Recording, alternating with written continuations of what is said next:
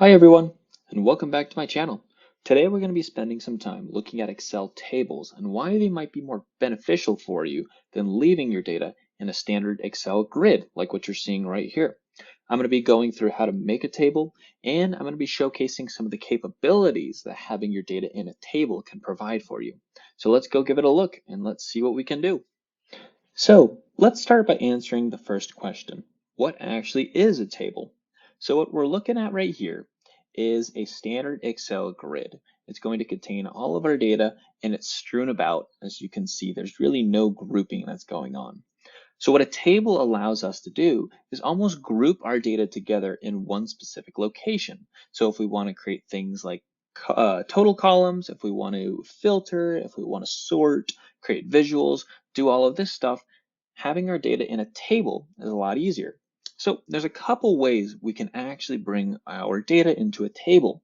The most common method that everybody uses is by simply selecting any sort of cell in our data set and going to the Insert tab at the very top left. And then we're going to click on the Table button. What this is going to do is going to bring up a location of where your data for that table is. Most of the time, it's going to highlight all of the data that you already have.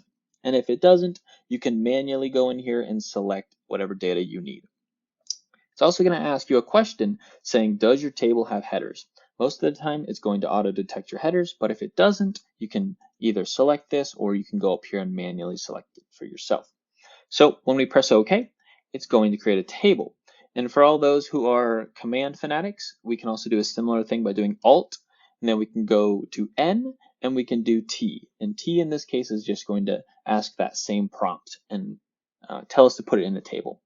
Now that we have all of our data contained in a table, what can we do with it? The first thing you may notice is at the very top in all of our tabs, you're going to see a new tab called Table Design that appears. So this new tab allows us access to a whole bunch of different options that come specifically with a table. And it's only accessible when we're selected in our table. You can see when we select off, it goes away, and when we're selected in, it comes back. So what this tab allows us to do is to do things such as table styles. We can change the color and so on and so forth. We can also highlight the last column, first column. We can essentially bold things that we'd want to show. We can change the way the table is laid out, which with banded rows, banded columns, or we can also show the total row. You do this and we can get a sum of everything that's in these columns.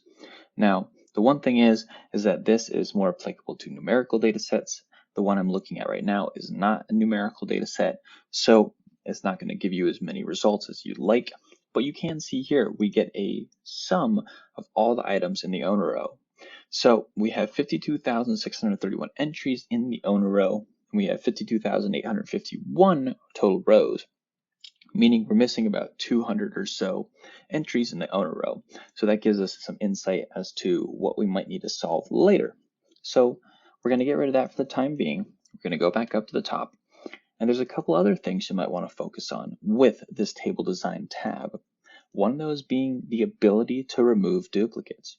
Depending on what data you're working with, you might have a lot of duplicates, and rather than going through and removing column by column, delete, we can go to the table design and select remove duplicates. And it's going to give us an option with any column that's in our table to remove duplicates from. And the nice thing is about this is that we can mix and match. So let's say we want to make a condition where I want to remove duplicates in the owner column and the name column. It's going to go through and be like, okay, do I have a duplicate in the owner column and a name column? If I do, get rid of that entirely. And what you'll see here is that if I just do the owner column, I'm going to remove over 52,000 different values because I have several duplicates of the United States, United Kingdom, Italy, Canada, so on and so forth. For the sake of this data set, I'm not going to do that.